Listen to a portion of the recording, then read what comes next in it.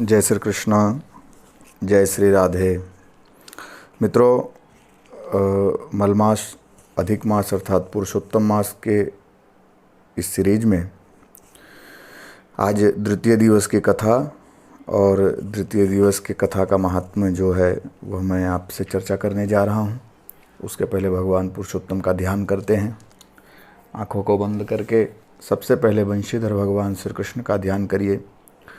वंशी विभूषितकरान्नवनीरदाभात् पीताम्बराधरुणबिम्बफलाधरोष्ठात् पूर्णेन्दुसुन्दरमुखारविन्दनेत्रात् पुरुषोत्तमं परम किमपि तत्त्वमहं न जाने। पुरुषोत्तमं परम किमपि तत्त्वमहं न जाने। श्री कृष्णाय नमः।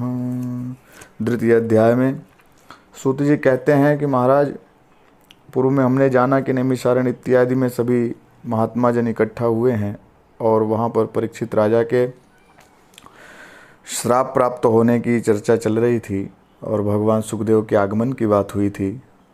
अब यहाँ से शुरू करते हैं कि सूत जी कहते हैं, महाराज परीक्षित राजा अपने मोक्ष के लिए भगवान सुखदेव से प्रश्न करने लगे। उनसे कहने लगे, महाराज ऐसा क्या उपाय है जिसको करने से मोक्ष लाभ की निधि प्राप्त हो जाए, मुक्ति प्राप्त हो जाए। सभी ऋषि मुनि कहते हैं कि हे सत्पुरुष सुत, आप व्यास मुनि के मुख से बहुत ही उत्तम कथा को सुने हो, सभी इतिहास और पुराणों को जानते हो। मन को प्रसन्न करने वाली सार रूप पवित्र अमृत से भी विशेष अधिक श्रेष्ठ कथा का हमें रसपान कराइए, जिससे कि आपकी इस ज्ञान गंगा में स्नान करके हम भी आनंदित हो जाएं और हमारा भी जीवन सफल हो जाए। सूत जी कहते हैं, मुनि श्रेष्ठ, आपने बड़ी ही उत्तम बात पूछी है और भगवत चर्चा, भगवत कथा, भगवत गुणानुवाद, इससे उत्तम बात इस जीवन में कुछ हो ही नहीं सकती, क्योंकि प्रत्येक जीवात्मा का अंतिम लक्ष्य ईश्वर प्राप्ति है और ईश्वर प्राप्ति तब होगी जब ईश्वर में मन लगेगा। ईश्वर में मन तब लगेगा जब ईश्वर का नित्य चिंतन होगा। इससे ईश्वर का नित्य चिंतन तब होगा जब ईश्वर के गुणानुवाद हम नित्य सुनते रहेंगे। ईश्वर के गुणानुवाद हम तब नित्य सुनते रहेंगे जब हमारे अंदर सात्विक भाव होगा। हमारे अंदर सात्विक भाव तब होगा जब हम सात्विक आचरण करेंगे। हम सात्विक आचरण तब करेंगे जब हम उन आचरणों को जानने के लिए सत्संग करेंगे। तो यह सत्संग परम ज्ञान को देने वाला है। आप लोग की कृपा से मुझको सुनाने का सौभाग्य प्राप्त हो रहा है। एक बार की बात है, ब्रह्मा जी के पुत्र देवर्षि नारद गंगा जी के किनारे बद्री नारायण नाम के स्थान में, वहाँ बद्रिकाश्रम में गए और वहाँ जाकर के देवों के देव तपस्वी भगवान नारायण को साष्टांग प्रणाम करके नारद जी ने दोनों हाथ जोड़ करके उनकी स्तुति की और नारद जी ने बोला, हे देवाधिदेव, हे भगवान नारायण, हे भगवान विष्णु, हे परमाधार, हे सत्यव्रत, आप तो तीनों ही काल में सत्य हैं, सत्यम परम धीमहि। तो हे परमात्मा, आप ही सृजनहार हो, आप ही प्राणी मात्र के पालक पोषक रक्षक हो, फिर भी जप और तप के द्वारा आप मृत्युलोक के प्राणियों को ज्ञान प्राप्त कराते हो और स्वयं भी तप कर रहे हो, स्वयं भी तप करते हो, क्योंकि आप जानते हो कि तपते रचहि ब्रह्म जग त्राता। इस तपस्या के प्रभाव से ही सारी क्रियाएं संभव हो पाती हैं। इसलिए आप भी तप में संलग्न रहकर कलयुग के जीवों का उद्धार करने के उपाय में नित्य रमण किया करते हो। पुण्यशाली तथा पापी, यह दोनों प्रकार के लोग इस पृथ्वी पर रहते हैं। केवल आपके ही तप प्रभाव से और आपके ही पुण्य से यह पृथ्वी टिकी हुई है महाराज। बाकी लोग पुण्य करके तो अपना प्रायश्चित करते हैं, उनके पुण्य से इस धरा के अवलंबन का कोई मार्ग मुझे दिखाई नहीं देता। हे भगवान, मैं भी मृत्यु लोक से आ रहा हूँ। वहाँ अनेक प्रकार के जीवों को मैं मोह माया में फंसा हुआ देखा, पाप में फंसा हुआ देखा, पाप करते हुए देखा, पाप से न डरते हुए देखा। विषयों से युक्त मन वाले अनेक स्त्री पुरुष घर में अपने उन विषयाशक्ति के अंदर रत रहते हुए मैंने देखा। धर्म में अधर्म बुद्धि, असत्य बोलने में पारंगत ऐसे लोगों को मैंने देखा। दूसरे का धन हड़प कर लेने वाले ऐसे लोगों को मैंने देखा। यह सब देख करके, कलयुग के उस प्रभाव को जान करके मेरा मन बड़ा व्यथित हो गया। महाराज, आप कृपा करके कोई ऐसा उपाय बताओ जिससे मनुष्य पवित्र रास्ते पे आए, कल्याणमय रास्ते पे आए और उसका स्वयं का कल्याण हो। क्योंकि मनुष्य सभी का पोषक है। गृहस्थ आश्रम में रहने वाला मनुष्य सभी का पोषक है।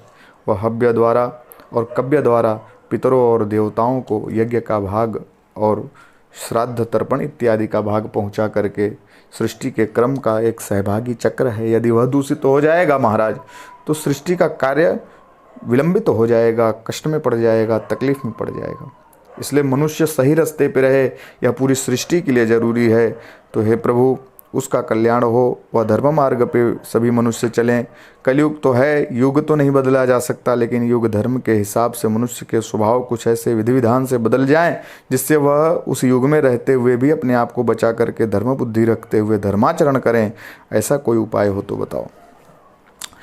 भगवान कहते हैं कि हे नारद, आपने लोक की कामना से बड़ी ही उत्तम बात पूछी है और साधु संत यही कार्य करते हैं। वह हमेशा लोक कामना के लिए भ्रमण किया करते हैं। आप जैसे पुनीत महात्मा पापियों के उद्धार का भी विचार करते हैं, पापियों को कभी सजा देने की बात नहीं करते। यह आप संतों की विशेषता है।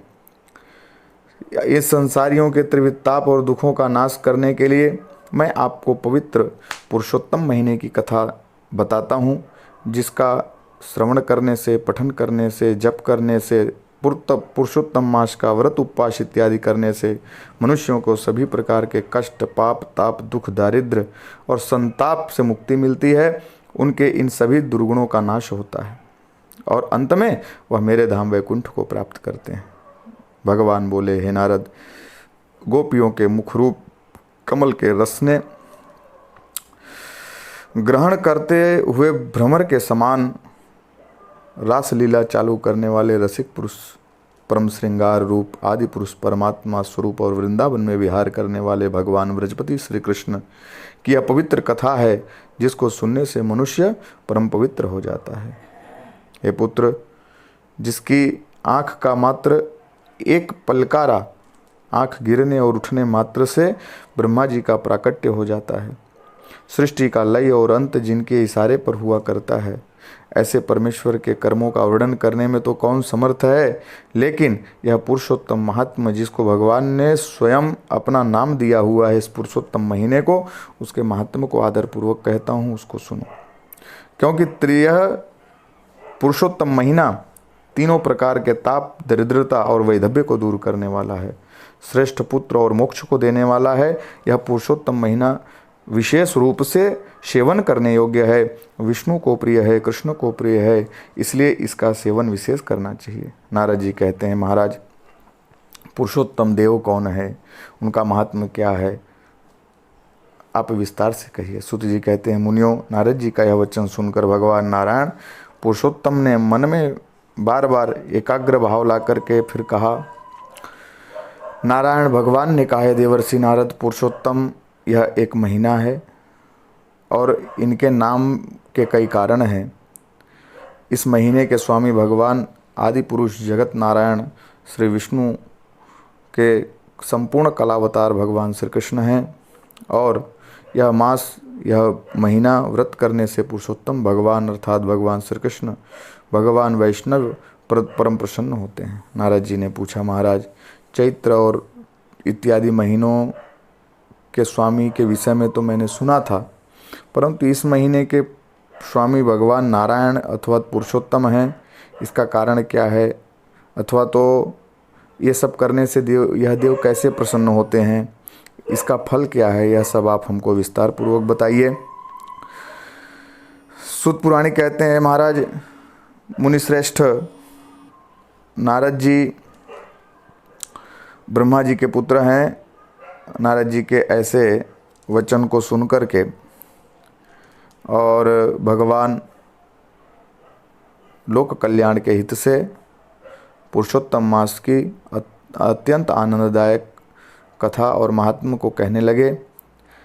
और भगवान कहते हैं, इति श्री बृहन्नारदीय पुराणेन पुरुषोत्तम महात्मानो नारद प्रश्नेन द्वितीय अध्यायः तस्य महात्मा वार्ताः।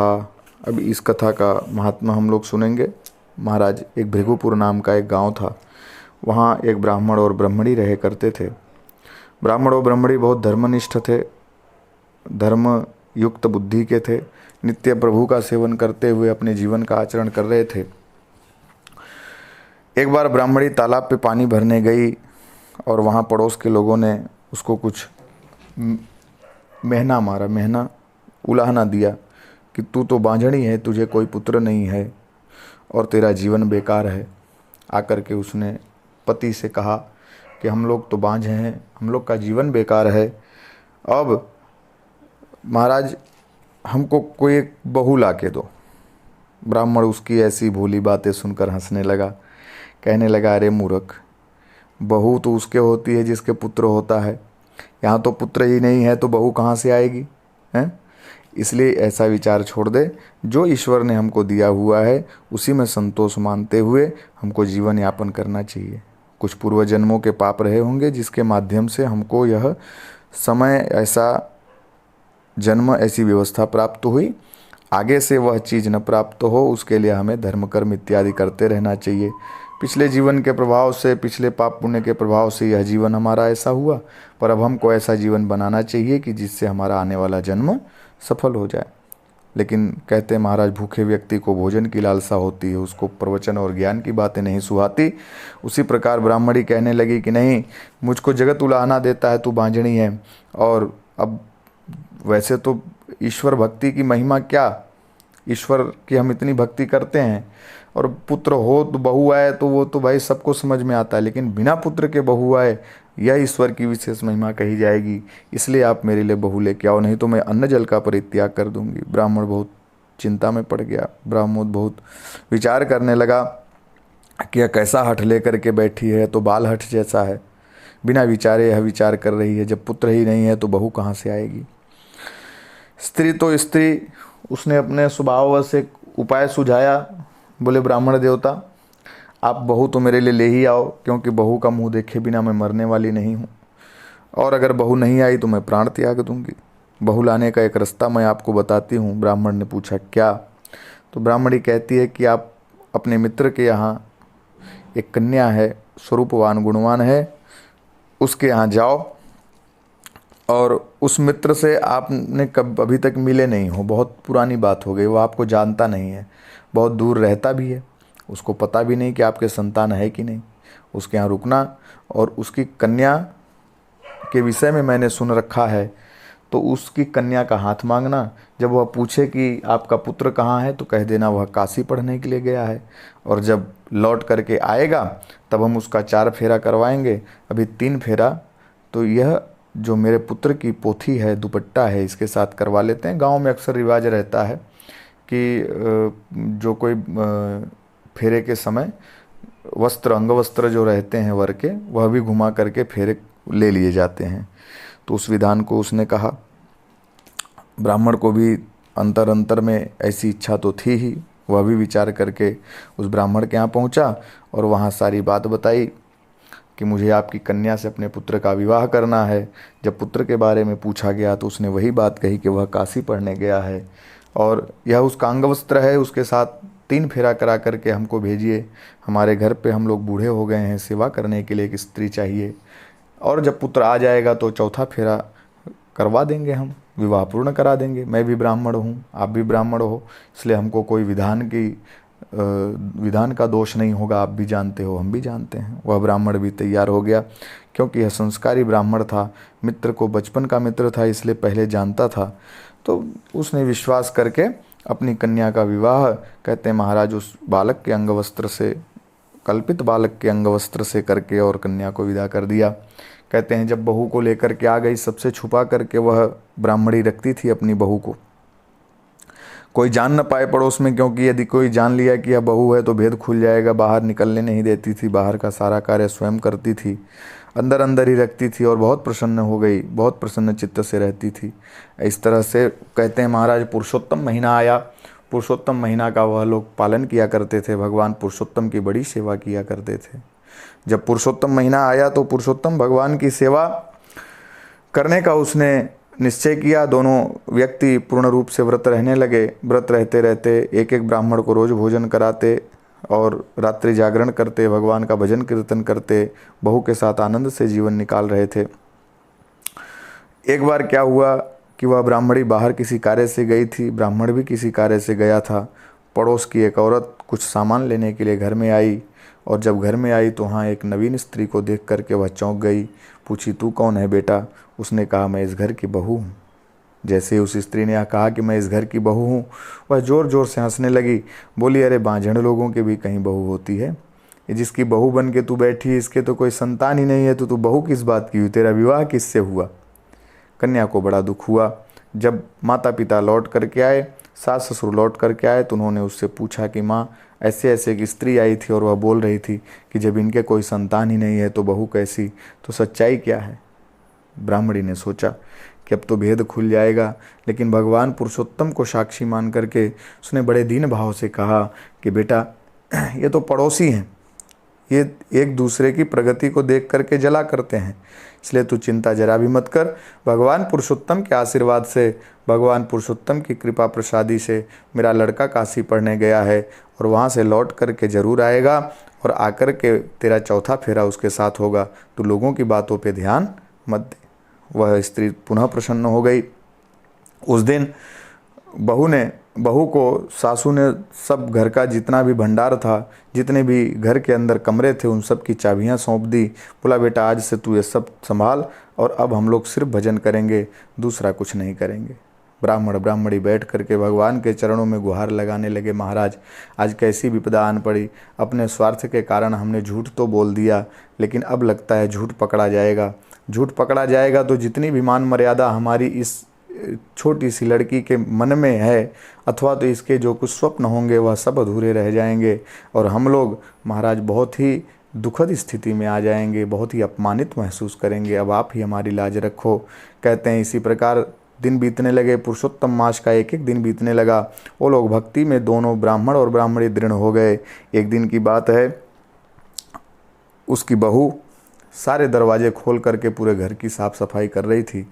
6 घर का मकान था, 7 घर का मकान था। 6ठे घर को खोला तो उसमें अनेक विविध प्रकार की जो सामग्रियां मिली, उसको बहुत प्रसन्न हुई। वह 7वें घर को जैसे ही खोलती है तो क्या देखती है कि एक उसके अंदर नवयुवक दिव्य पुरुष बैठा हुआ है, मंद मंद मुस्कुरा रहा है और पाठ को पढ़ रहा है। जैसे ही उसने 7वें घर को खोला, अंदर जा कर के पूछा, आप कौन हो? तो वह पुरुष जो अंदर बैठा हुआ था वह बोला, मैं इन्हीं ब्राह्मण और ब्राह्मणी का पुत्र हूँ, और मैं काशी पढ़ने गया था, लेकिन मैं लौट करके आ गया हूँ। भगवान भी अपने भक्तों की रक्षा के लिए क्या नहीं करते, उनकी लाज और उनकी मर्यादा बचाने के लिए क्या नहीं करते, इसका प्रमाण है यह। लेकिन जैसे ही कन्या कही कि माता पिता को मैं जा कर के बताती हूँ, वह बोले, नहीं, काशी से अभी लौटने का मेरा समय नहीं हुआ है, और तू माता पिता को कुछ न कहना, जब मेरा समय हो जाएगा तो मैं स्वयं बाहर आ जाऊँगा। कहते हैं महाराज इस तरह से कन्या भी चुपचाप हो गई। बड़े हर्ष के साथ उसका पति मिल गया है, ऐसे भाव से वह माता पिता की सेवा और भजन में वह भी मन लगाने लगी। जैसे ही पुरुषोत्तम मास की पूर्णाहुति हुई, कहते हैं महाराज भगवान स्वयं दरवाज़ा खोल करके बाहर निकले। माता पिता स्वरूप उस ब्राह्मण और ब्राह्मणी के चरणों में प्रणाम किए और बोले, हे माँ, आज से मैं तेरा पुत्र हूँ। और उनको देखते ही, उनकी दिव्य आभा को देखते ही ब्राह्मण ब्राह्मणी समझ गए कि यह कोई और नहीं, यह भगवान पुरुषोत्तम स्वयं हमें पुत्र स्वरूप में प्राप्त हुए हैं। और कहते हैं उनका तुरंत विवाह किया, अपनी बहू के साथ चौथा फेरा करवाया। और कहते हैं जब तक वह ब्राह्मण ब्राह्मणी जिए, भगवान उसी स्वरूप में पुरुषोत्तम भगवान उनके घर में रहे और उन दोनों ब्राह्मण ब्राह्मणियों की सेवा किए। और उनके मृत्यु के पश्चात कहते हैं कि उस कन्या को साथ में लेकर के भगवान वैकुंठ धाम को चले गए।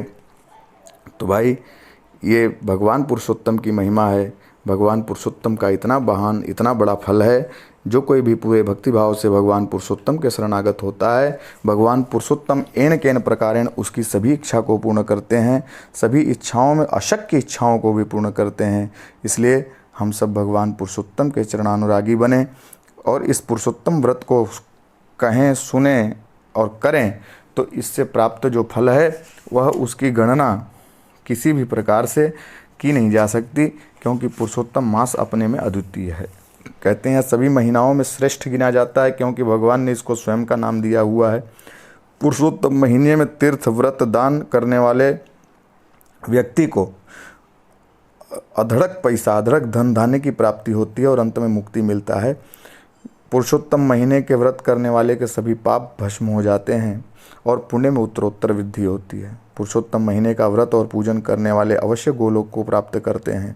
पुरुषोत्तम महीने का व्रत करने वाले हमेशा आदि व्याधि और उपाधि से मुक्त बने रहते हैं। पुरुषोत्तम महीने का व्रत करने वाले व्यक्ति का दुर्भाग्य नष्ट हो जाता है और वह सद्भाग्य जागृत होकर के सद्भाग्यशाली होता है। पुरुषोत्तम महीने का व्रत करने वाले निसंतान दंपति को अवश्य पुत्र की प्राप्ति होती है। निर्धन व्यक्ति को धन की प्राप्ति होती है। पुरुषोत्तम महीने का श्रद्धापूर्वक व्रत करने वाले को, कथा सुनने वाले के सभी पाप धुल जाते हैं और वह अंत में मोक्ष धाम को प्राप्त होता है। हर्ष, सुख, दुख, शोक, रोग, द्वेष, इन सब से परे जाकर के भगवान श्री कृष्ण के चरणों में स्थान प्राप्त करता है। तो हमारी यही कामना है, सब भगवान श्री कृष्ण के चरणों में स्थान प्राप्त करें। जय श्री कृष्ण, जय श्री राधे। अब मित्रों, कल हम तीसरे भाग में मिलेंगे, बने रहिएगा इसी साथ। जय श्री कृष्ण, जय श्री राधे।